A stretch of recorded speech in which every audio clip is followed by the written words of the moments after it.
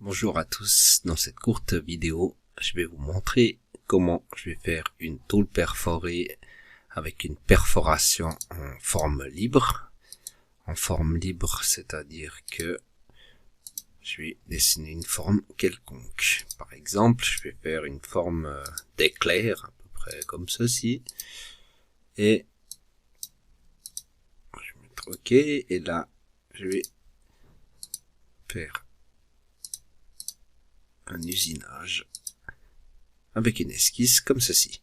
Et maintenant, ce que je vais faire, c'est simplement, je vais répéter cette découpe que j'ai fait sur cette longueur-là, et j'aimerais peut-être 6 fois, et je donne une deuxième direction vers le bas, et je vais dire peut-être 5 fois, là, peut-être 127 roues, je mets 110, j'appuie sur Enter, et là, j'appuie sur OK.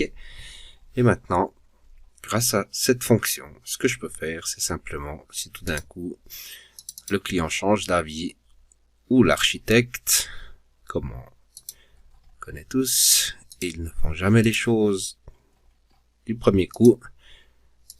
Et là, ce qu'on peut faire, c'est qu'on modifie l'esquisse, on applique, et ça modifie partout. Et en plus de ça, on peut copier cette tôle plusieurs fois. Par exemple, on donne 150 espaces. On va sur la deuxième tôle. Pourquoi pas la deuxième tôle aussi? Je change l'esquisse comme ceci.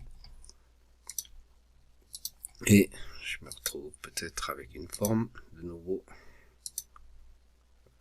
On va faire comme ça. Comme ça, on voit bien la différence. Voilà. Et ben, ça a l'air tellement facile.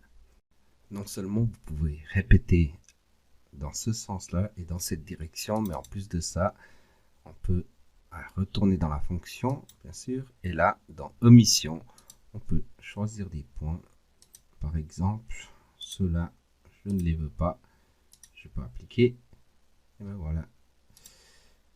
Et encore une fois, sur la prochaine tôle, sur la première tôle, j'ouvre ça, je clique là-dessus et je sélectionne ce que je ne veux pas percer, et voilà.